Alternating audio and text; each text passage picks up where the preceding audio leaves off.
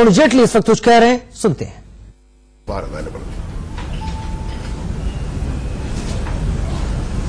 The court apparently has strengthened the immunity given to the CBI director in the larger interest of a fair and impartial functioning of the CBI. At the same time, the court has devised an accountability mechanism. This is in accordance with the norms of fair play. And therefore, in accordance with the directions of the court, obviously they would be complied with, and the government would act in the same manner. आज supreme court का निर्णय CBI director ने जो याचिका डाली थी उसके ऊपर आया है। सरकार ने सीबीआई, उसकी विश्वसनीयता, उसकी स्वायत्तता और उसकी प्रतिष्ठा को मद्देनजर रखते हुए यह निर्णय लिया था कि जब सीबीआई के दो बड़े अधिकारी एक दूसरे पे आरोप और प्रत्यारोप लगा रहे हैं, तो जो सीवीसी का रिकमेंडेशन आया था कि जब तक उन आरोपों की जांच ना हो तब तक ये दोनों अपने आप को रिक्यूज करें और लीव पर जाएं। ये सरकार ने ईमानदारी से बोनाफाइड निर्णय लिया था। सीबीआई का जो कानून है उसमें दो प्रावधान हैं। एक प्रावधान है कि भ्रष्टाचार के साथ संबंधित मामलों में जो सुप्रिटेंडेंस का अधिकार है वो सीवीसी को है, और दूसरा प्रावधान है कि सीबीआई डायरेक्टर की नियुक्ति, उसको हटाना या उसको ट्रांसफर करने का अधिकार एक विशेष समिति को है जिसमें प्रधानमंत्री, मुख्य न्यायाधीश और नेता प्रतिपक्ष होते हैं। जजमेंट तो हम लोगों ने अभी पूरी पढ़ी नहीं है, लेकिन यह संभव है कि कोर्ट ने यह कहा हो कि दोनों को अगर इकट्ठा पढ़ा जाए, हार्मोनियसली पढ़ा जाए, तो अगर ऐसा सुप्रिटेंडेंस का पावर होता है जिसमें सीबीआई का डायरेक्टर अपने अधिकार से कुछ समय के लिए भी वंचित होता है, तो वो कमेटी के सामने जाना चाहिए। इस व्यू से भी अगर सीबीआई की एक संस्था के नाम पर स्वायत्तता और निष्पक्षता और विश्वसनीयता बढ़ती है तो यह स्वागतनीय है। लेकिन इसके साथ साथ सुप्रीम कोर्ट ने एक अकाउंटेबिलिटी का, जवाबदेही का मैकेनिज्म भी सेटअप किया है, जिसके तहत कहा है कि जितने भी ये तथ्य आए हैं इस केस में, एक सप्ताह के भीतर सरकार उस कमेटी की मीटिंग बुलाए जो उसके सामने जाएंगे। तो ये एक दोनों को बैलेंस करके सुप्रीम कोर्ट ने व्यू लिया है।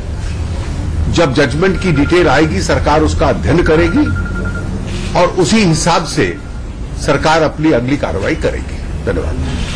कोई सरकार की सेटबैक आपको लग रहा है? देखिए, मैं इन शब्दों में नहीं जाता। मैंने आपको, ये एक ऑनगोइंग विषय है। आज ये विषय आरंभ नहीं हुआ, आज ये विषय समाप्त नहीं हुआ, और इसलिए ये कानूनी प्रक्रिया है और इस प्रक्रिया को पूर्ण स्वरूप तक, ताकि इसमें पूर्ण न्याय हो पाए कि कौन सा आरोप सच है, कौन सा गलत है। जैसे पहले भी कहा था जिस दिन कार्रवाई की गई थी, सरकार का किसी व्यक्ति विशेष के पक्ष या विपक्ष में रवैया नहीं है। सरकार ये चाहती है कि सीबीआई की निष्पक्षता, सीबीआई की विश्वसनीयता बनी रहे, और जब दो बड़े अधिकारियों के बीच में आरोप प्रत्यारोप थे तो सरकार ने उसी ईमानदारी की नीयत के साथ सीबीसी की रिकमेंडेशन को स्वीकार किया था। आज उसका एक री इंटरप्रिटेशन सुप्रीम कोर्ट ने दिया है, उसके अनुकूल सरकार अपनी कार्रवाई करेगी। Sir, how do you look at the fact that no policy decision can. तो सीबीआई वर्सेस सीबीआई विवाद पर वित्त मंत्री अरुण जेटली सरकार की तरफ से सफाई पेश कर रहे थे कि आखिर क्या वजह थी कि आलोक वर्मा को छुट्टी पर भेज दिया गया था। बढ़ते हैं अगली और बड़ी खबर पर। थोड़ी देर में संसद में संविधान संशोधन बिल पेश होगा। इस बिल पर लोकसभा में बहस होगी। संविधान संशोधन बिल की एक्सक्लूसिव कॉपी इंडिया न्यूज के पास है। इस संशोधन के मुताबिक आर्टिकल 15 और 16 में वो परिवर्तन किए जाएंगे जो 10% आरक्षण आर्थिक रूप से पिछड़े वर्ग को दे सके। ये इस वक्त आपके टीवी स्क्रीन पर तस्वीरें उस संविधान संशोधन विधेयक की जिसे पेश किया जाना है।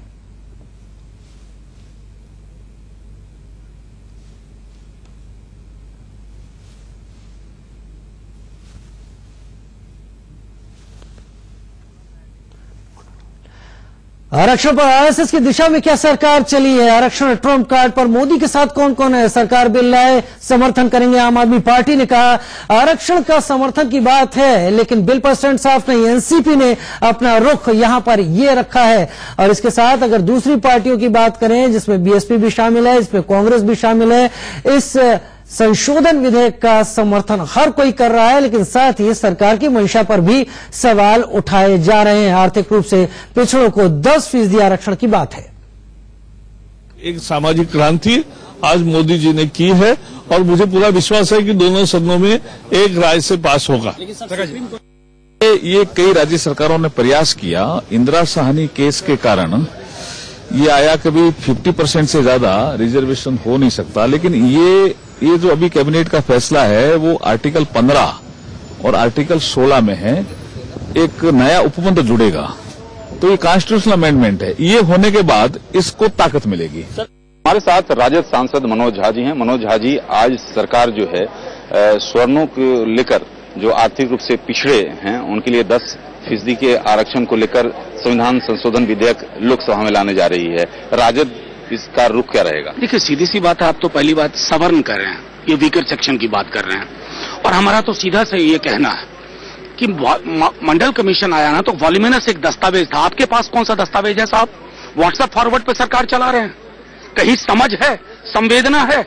और अगर 49.5% के बार को आप ऊपर ले जाना चाहते हैं, जब बीपी मंडल साहब ने रिपोर्ट सबमिट की, कहा 52% की आबादी है 31 की जनगणना के हिसाब से।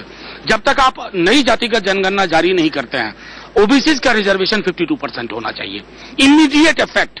नहीं तो आपको सड़क से लेकर संसद तक कोलाहल सुनाई देगा, बहरा करके रख देंगे आपको।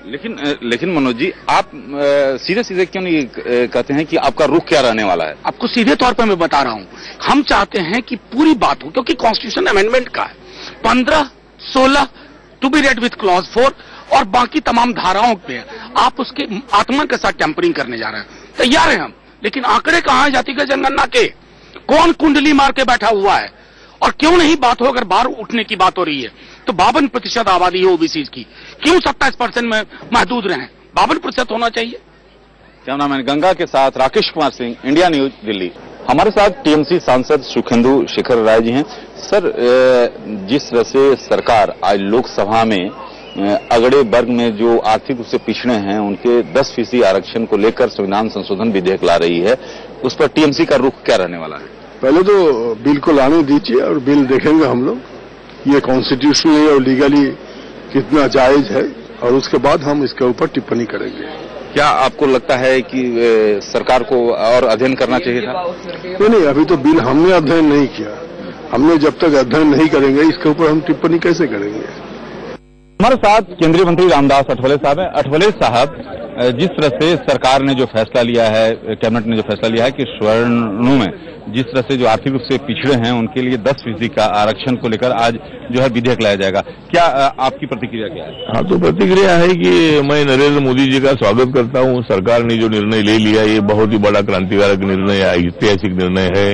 और मैं अकेला लगातार 15-20 साल से मांग कर रहा था कि SC, ST, OBC के आरक्षण को धक्का ना लगाकर सवर्णों को आरक्षण मिलना चाहिए। और इसमें एक बात बहुत अच्छी है कि इसमें सवर्णों में जो ब्राह्मण है, मराठा है, पटेल है, जाट है, ठाकुर है, राजपूत है, ऐसे भी लोगों के साथ साथ जो मुस्लिम समाज है और क्रिश्चियन समाज है उनका भी समावेश में है।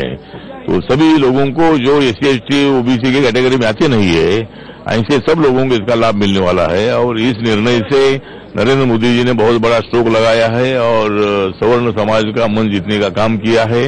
तो ये मैं बहुत ही आज आनंदी हूँ और बहुत ही अच्छा निर्णय हुआ है। बिल आज लोकसभा में पास होगा, उसमें कोई नया अमेंडमेंट भी अगर नई कुछ आती है तो उस पर भी चर्चा हो सकती है। कल राज्यसभा में बिल आएगा, कानून बनेगा और सवर्ण समाज को 10% आरक्षण मिलेगा। ये बहुत ही अच्छी बात है। विपक्ष का कहना है कि चुनावी जुमला है।